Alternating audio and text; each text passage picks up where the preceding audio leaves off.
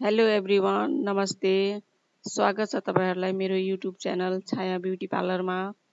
म आज तपाईहरुलाई यो कानको प्वाल चिरिएको हुन्छ त्यसलाई चाहिँ कसरी सजिलै तरिकाले टाल्न सकिन्छ भन्ने बारे देखाउँछु। कान टाल्नु भन्दा अगाडि तपाईले यो डेटल लिएर कानको प्वालको वरिपरि मजाले सफा गर्नुपर्छ।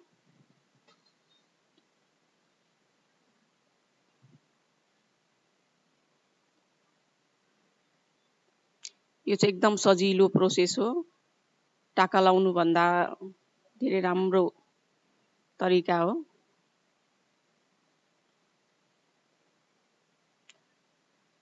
कानको प्वालमा औषधि लाउनु भन्दा अगाडि चाहिँ हामीले हातमा पन्जा लाउनु पर्छ।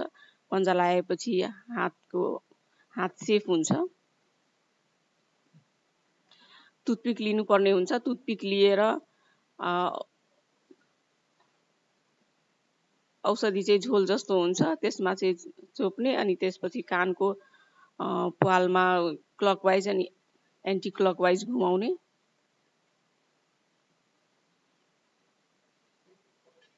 यो औषधि प्रयोग गर्दाखेरि हल्का पोल्ने हुन सक्छ। यो पोल्ने चाहिँ 5 से 10 मिनेटमा हराउँदै जान्छ। लाउने बेलामा मात्रै पोल्ने हुन्छ।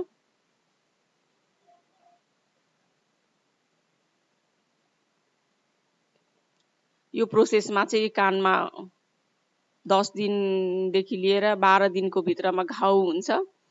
यो घाउले चाहिँ यहाँ कानको प्वाल चाहिँ टालिन्छ, मजाले टालिन्छ, पर्मानेन्टली टालिन्छ।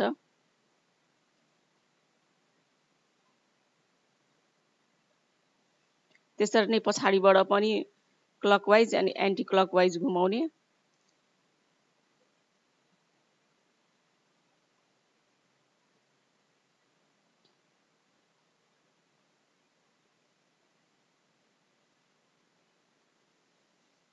औषधि लाउँदाखेरि प्वालको वरिपरि सेतो देखिने हुन्छ। त्यसपछि सेतो देखिएपछि चाहिँ कानको प्वालमा चाहिँ टेप मजाले टाल्दिनु पर्ने हुन्छ।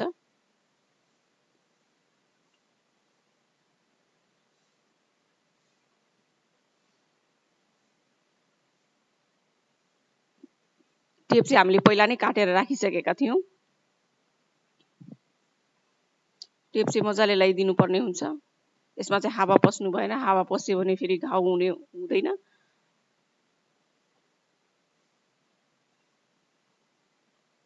यो चाहिँ घाउ बनाउने प्रोसेस हो।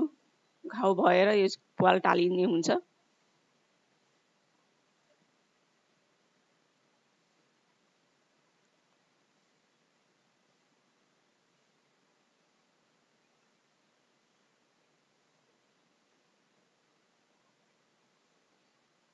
अर्को कानमा पनि सेम प्रोसेस गर्ने।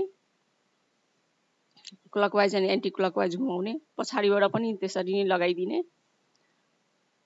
यो प्रोसेस चाहिँ तपाईलाई 3 दिनमा हामी फेरि दोहोऱ्याइदिन्छौँ। 3 दिनमा फेरि क्लाइन्टलाई बोलाएर टेप निकालेर त्यसमा 1 थोपा औषधि हाल्दिन्छौँ। अनि हालेर फेरि टेप लाउने। टेप मजाले लगाएर अनि 10 दिनसम्म राख्छौँ। तपाईलाई अर्को प्रोसेस चाहिँ हामीले अर्को पार्टमा देखाउने छु।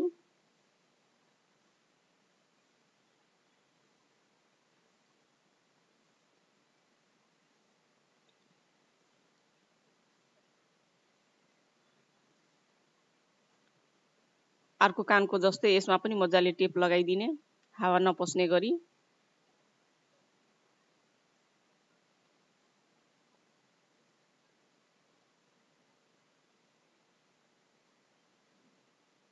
यो चाहिँ एकदम सजिलो तरिका छ। कानको प्वाल बन्द गर्ने एकदम सजिलो तरिका हो।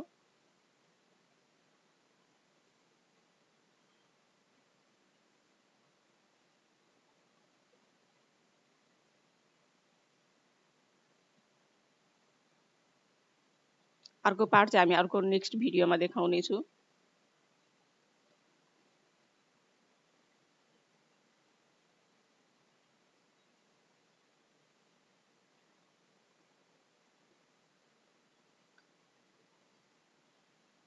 कानलाई चाहिँ कानमा टेप लगाइसकेपछि कानमा चाहिँ पानी पस्नु भएन। नुहाउने बेलामा चाहिँ सेफ तरिकाले नुहाउनु पर्यो।